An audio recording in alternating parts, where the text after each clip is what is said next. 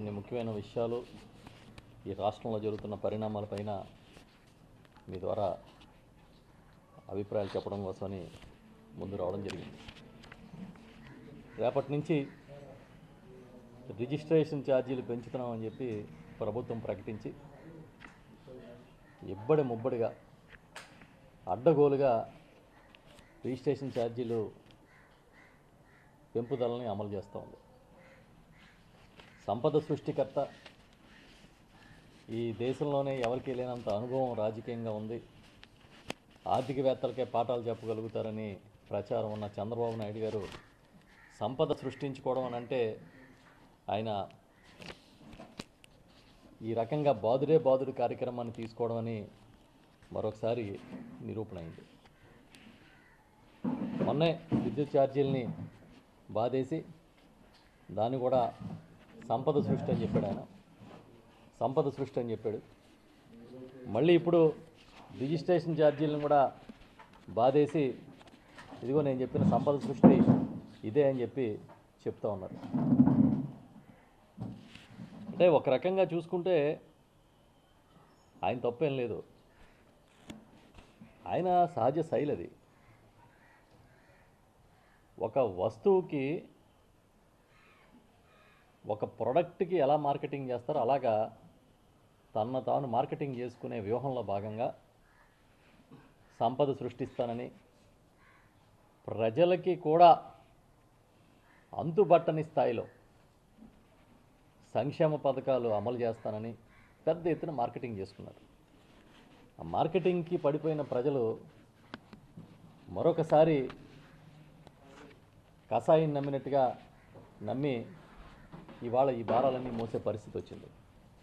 ప్రధానంగా చూస్తే ఇప్పుడు రేపు నుంచి ఫిబ్రవరి 1 నుంచి ఈ రిజిస్ట్రేషన్ ఛార్జీలు పెంపుదల చూస్తే ఇంచుమించుగా 13,000 కోట్ల రూపాయలు టార్గెట్ పెట్టుకుని ప్రతి ఏటా 13,000 కోట్ల రూపాయలు రిజిస్ట్రేషన్ ఛార్జీలు వసూలు చేయాలని చెప్పి ఒక టార్గెట్ పెంచుకుని నడ్డి విరిచేసే కార్యక్రమాన్ని, ప్రత్యేకించి స్థిరాస్తి విలువల్ని అమాంతంగా పెంచి దాని ద్వారా ఆదాయాన్ని సేకరించే కార్యక్రమం చేస్తూ ఉన్నారు.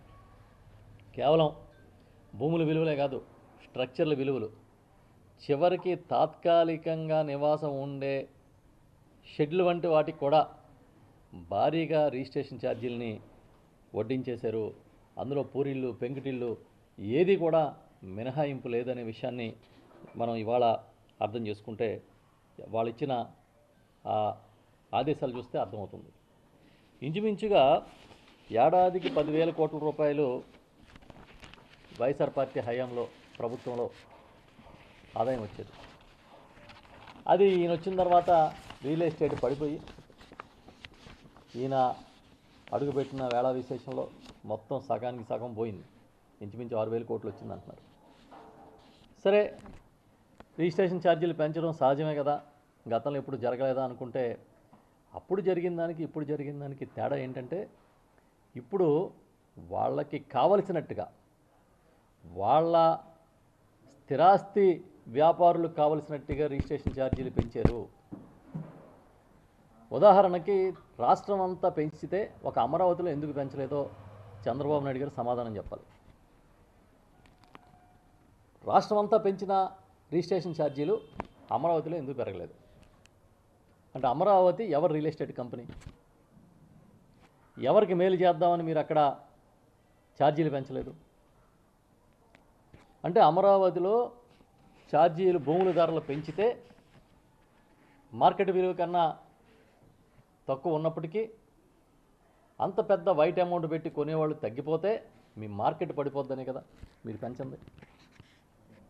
అప్పుడు రాష్ట్ర ప్రయోజనం లేదా దాంట్లో? వాళ్ళు ఏం చేశారంటే చాలా చిత్రంగా లేయర్లు అంట, గ్రిడ్స్ అంట. గతంలో ఏంటంటే ఒక ప్రాంతమో ఒక గ్రామమో తీసుకుంటే ఆ గ్రామంలో ఉన్న, ఆ ప్రాంతంలో ఉన్న మ్యాపింగ్ చేసిన ప్రాంతం అంతా కూడా ఒకే రకమైన పెంపుదల ఉండేది. ఇవాళ అలా కాదు. రోడ్డు పక్కన ఉంటే ఒక రేటు, రోడ్డు లోపలికి ఉంటే ఒక రేటు, మన వాళ్ళు మనకు కావాల్సిన వాళ్ళు ఉంటే ఒక రేటు, మనకు అక్కర్లేనివాడు ఉంటే పగవాడు ఉంటే ఒక రేటు. ఈ రకంగా కేటగిరైజేషన్ చేశారు. ఎస్, దీనికి ఖచ్చితంగా చెప్తున్నాం, అమరావతి పెంపుదల, అమరావతిలో మీకు భూముల ధరలు పెంచకపోవడం అనేది డెఫినెట్గా దీనిలో భాగమే.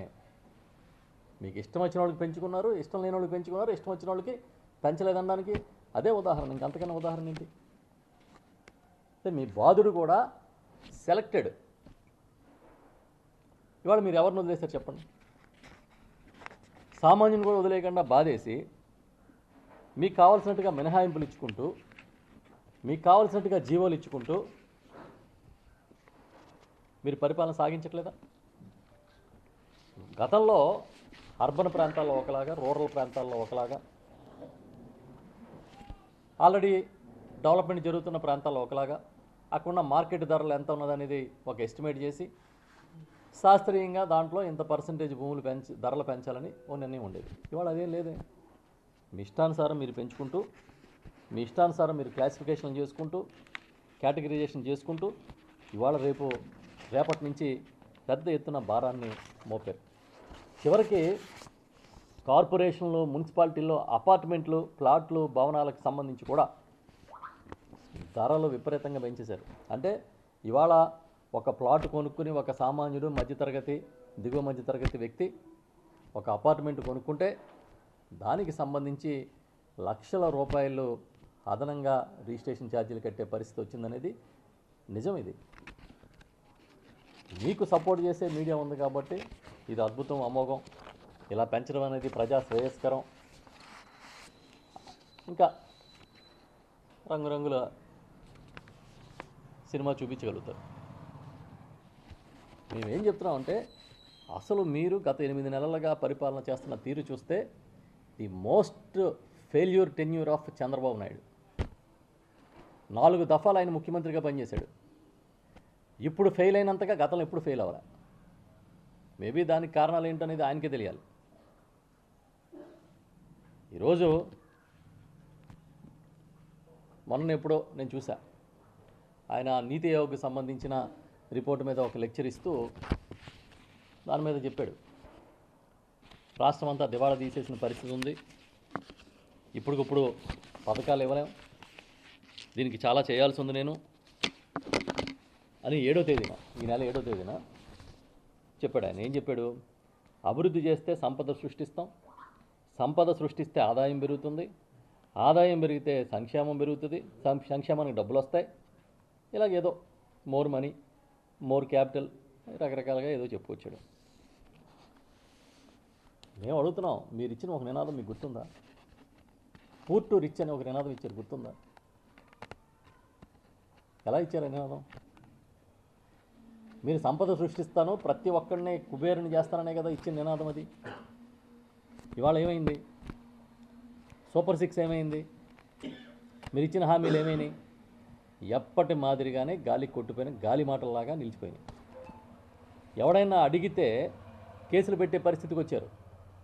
పాపం కొంతమంది యూట్యూబర్ల మీద కూడా ఇవాళ కేసులు పెట్టే పరిస్థితి వచ్చింది. ఎన్నికల ముందు ఈయన ఎన్నికల ప్రచారంలో చెప్తూ ఉండేవారు చంద్రబాబు నాయుడు గారు, మూలనున్న ముసలమ్మ కూడా బటన్ నొక్కుతుంది, అదే పెద్ద గొప్ప బ్రహ్మ విద్య అని. నిజమే కాబోలనుకుని జనం కూడా ముసలమ్మని నొక్కితే ముసలుడైనా నొక్కుతాడని చెప్పి వేశారు. ఏమైంది? బటన్ ఎందుకు నొక్కలేకపోతున్నారు? ముసలమ్మ నొక్కుతుందనే బటన్ను మీ ప్రభుత్వం ఎందుకు నొక్కలేకపోతుంది? ఆ రోజే జగన్మోహన్ రెడ్డి గారు చాలా స్పష్టంగా చెప్పారు, చంద్రబాబు నాయుడు గారు ఇచ్చిన హామీలని అమలు చేయాలంటే ఏడాదికి 1,65,000 కోట్లు కావాలి. నేను ఇవాళ ఇచ్చే పథకాలే 70,000 కోట్ల రూపాయలు అవుతుంది. ఇంతకు మించి ఇచ్చే అవకాశం ఈ రాష్ట్ర ఖజానాకి లేదు. కాబట్టి నేను అబద్ధాలు చెప్పలేను, ఆయనలాగా మోసం చెయ్యను. ఆయన ఎన్నికల ముందు డెలిబరేట్గా, నిర్ద్వందంగా మోసం చేస్తూ ఉన్నారని జగన్మోహన్ రెడ్డి గారు చెబితే ప్రజలు అర్థం చేసుకోలే. నిజాన్ని అర్థం చేసుకోవడం కష్టం, అబద్ధం అందంగా కనిపిస్తుంది. ఇవాళ ఎన్నికల ముందు ఏం చేశారు? ఎన్ని అబద్ధాలంటే రోజు వండి వార్చడమే. ఒక నడిచొస్తున్న అబద్ధంలాగా తెల్లారి లేస్తే అబద్ధాలు వండి వార్చి జనంలో పంపించి ఇవాళ అధికారంలోకి వచ్చారు. కానీ ఎన్నాళ్ళు మీరు అబద్ధం బతుకుతారు? ఏదో ఒకరోజు బయటకు వస్తుంది కదా. మొన్నే అమిత్ షా గారు వచ్చి ఈ రాష్ట్రానికి మేము వచ్చిన తర్వాత 3 లక్షల కోట్ల రూపాయల సాయం చేశామని చెప్పారు. సంతోషం. చంద్రబాబు నాయుడు గారు వచ్చి 1,19,000 కోట్లు ఎంతో అప్పు చేశామని చెప్తున్నారు. ఇంకా సంతోషం. అంతా కలిపి 4,19,000 కోట్లు అయింది. అంటే ఇంచుమించుగా 8 నెలల కాలంలో 4 లక్షల కోట్లు అంటే నెలకి 50,000 కోట్ల రూపాయలు ఏమైపోయినాయి? జగన్మోహన్ రెడ్డి గారు ఉండగా సంక్షేమం అని చెప్పి ప్రతి ఒక్క అర్హత ఉన్న అకౌంట్లో డబ్బులు వేశారు. మీరు ఎవడ అకౌంట్లో వేశారు? నేను సూటిగా అడుగుతున్నాం. పారదర్శకంగా ఇదిగో కేంద్రం ఇచ్చిన సాయం ఎంత, నిజంగా అమిత్ షా గారు 3 లక్షల కోట్లు సాయం చేశామన్నారు, దాని లెక్కలు చెప్పండి. మీరు తెచ్చిన 1,19,000 కోట్ల రూపాయల అప్పు లెక్కలు చెప్పండి. ఎవరి అకౌంట్లో వేశారో చెప్పండి. దీన్ని బట్టి మేము ఏమర్థమవుతుంది? ఆర్థిక అరాచకత్వం ఈ రాష్ట్రంలో నడుస్తుందని. ఇటు అభివృద్ధి లేదు, అటు సంక్షేమం లేదు, చేసిందేమీ లేదు, ప్రగల్భాలు తప్ప ఇంకేమీ కనిపించట్లే.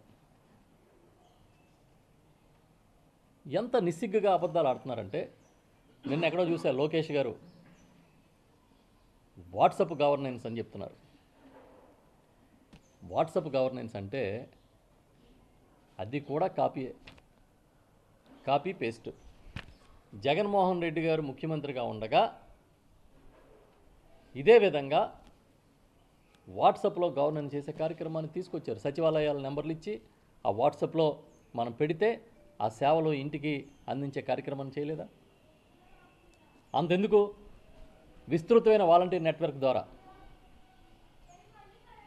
ఎంత బ్రహ్మాండంగా 1 కోటి సర్టిఫికెట్లు, 15 రోజుల కాలంలో 1 కోటి సర్టిఫికెట్లు ఇంటింటికి పట్టుకెళ్ళి అందించిన ఘనత ఎవరిది? మీరు అవన్నీ కాపీ కొట్టి ఇప్పుడేదో వాట్సాప్ గవర్నెన్స్ అంటే ఒక గొప్ప గవర్నెన్స్ లాగా, అది మీకు వచ్చిన ఐడియా లాగా చెప్తా ఉన్నారు. ఇవన్నీ ఏంటంటే ప్రచారం చేసుకోవడంలో మీకున్న కెపాసిటీని చూపిస్తుంది ఇదంతా. అసలు చిత్రం ఏంటంటే జగన్మోహన్ రెడ్డి గారి సర్కార్ది సింప్లిసిటీ అయితే చంద్రబాబు సర్కారు పబ్లిసిటీ. సేమ్, పెద్ద వర్డ్ తేడా ఏం లేదు. అసలు మేము ఎన్ని పథకాలు అమలు చేసామో లెక్క చెప్పమంటే అందులో పనిచేసిన ఎమ్మెల్యేలు మంత్రులే లెక్క చెప్పలేనన్ని పథకాలని జగన్మోహన్ రెడ్డి గారు అమలు చేశారు.